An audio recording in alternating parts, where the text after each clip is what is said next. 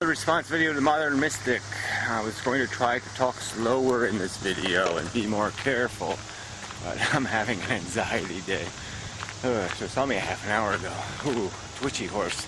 Crazy horse. But anyway, a little better now, so I'll try to do this right. Exposure right first.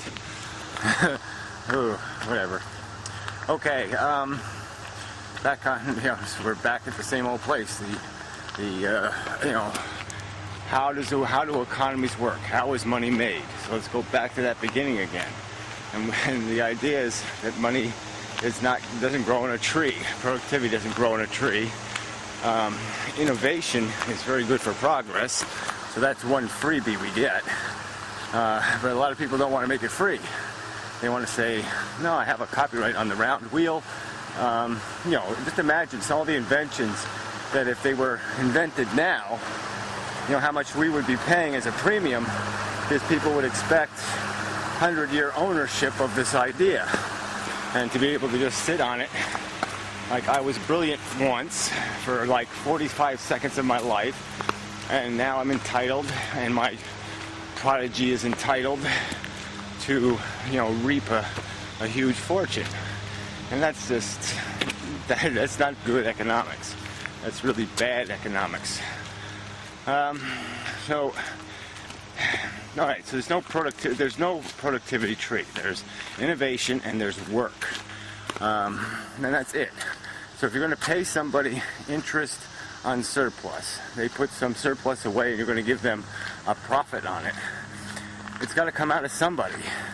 So you got to find a worker somewhere, and you're going to diminish the value of his wages to pay this other guy money for having money.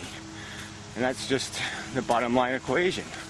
That's the net effect.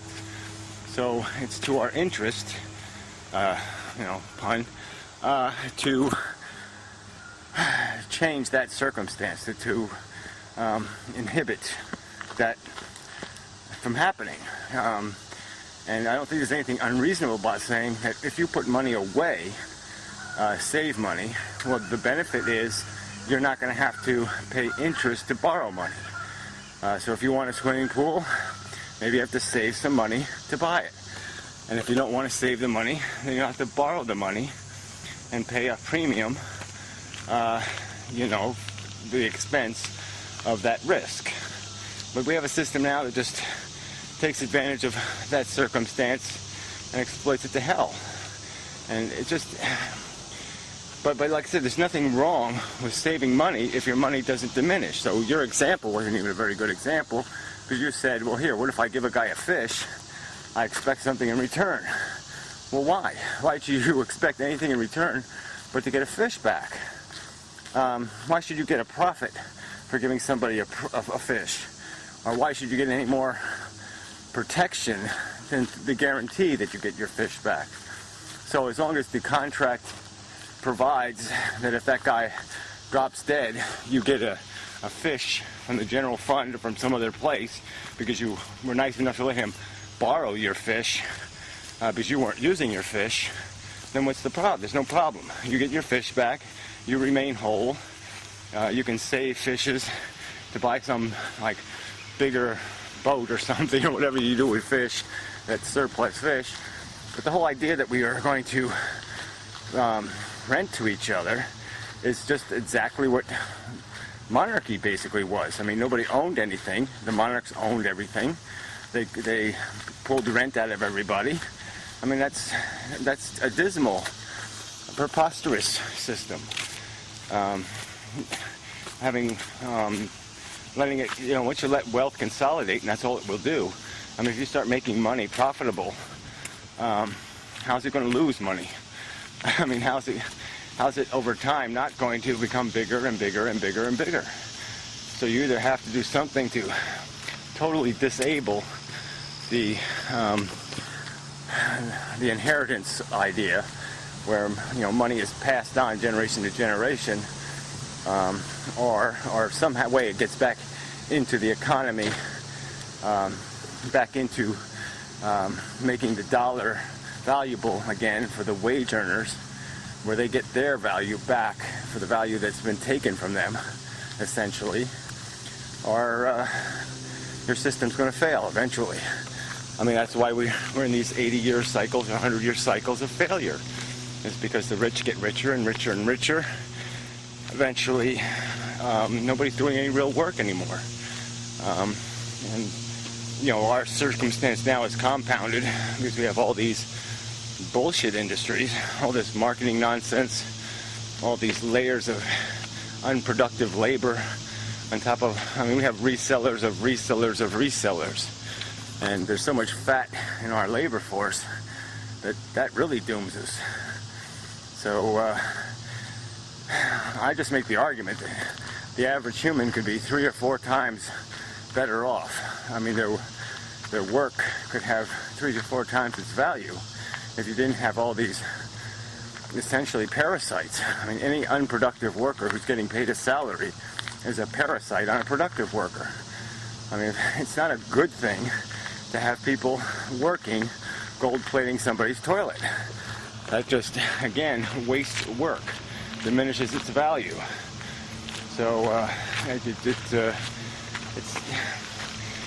you have to, if you're going to do the starting over thing, you have to start over with the idea that nobody has any surplus, and that it's not going to be a common thing to have surplus, but a rare thing to have surplus, first off.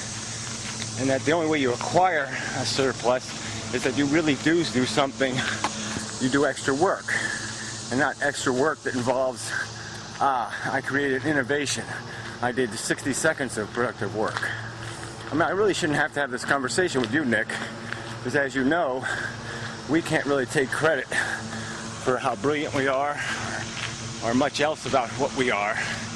And this idea that we should have preposterously excessive rewards for certain individuals for doing certain things that they couldn't help but do really does seem kind of imbecilic, doesn't it?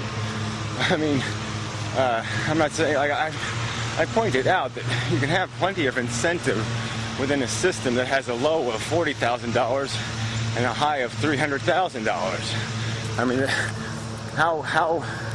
how insane does the scale have to become to give people incentive? I just don't buy the argument that you have to hold billion-dollar lottery tickets in front of people to get them to do productive work. Because frankly, I think most people, even though they have the fantasy of it, know that the system isn't going to let them be one of those winners. You know, they're not going to win the billion-dollar lottery. And I think they're smart enough to stop buying the tickets, you know, to stop being seduced. So I don't think it works. And I certainly don't think it works once people are smart enough to know what a slave is. I mean, the only slavery works in a lot of ways is when people don't know they're slaves, when they're ignorant. People aren't ignorant enough to, you know, to overtly be licking somebody else's ass when they know that's the game and they know it's a bullshit game. You're not going to get anything out of them but contempt and anger and disruptive, unproductive behavior. And your system will crash because you won't find, your slaves will be way too expensive because they'll be way too uncompliant. So anyway, just adding that,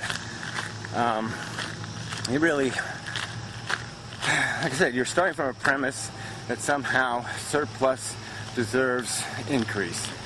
And I've made the argument that if you had a silo of wheat, that's surplus. Now, if the expectation, if somebody else's house is increasing in value, if a tanker of oil is increasing in value, if everything else is increasing in value, somebody holding a silo of wheat is going to say, no, how come my wheat's depreciating? Because it doesn't automatically twice double its price. It doesn't multiply while it sits in my silo. So, I mean, as soon as you have this expectation that surplus earns a return, it's going to force inflation. And you know the only thing that stopped inflation in our economy is that we dammed it up. We create this deficit crap that we never intend to pay back. And it's unsustainable over time.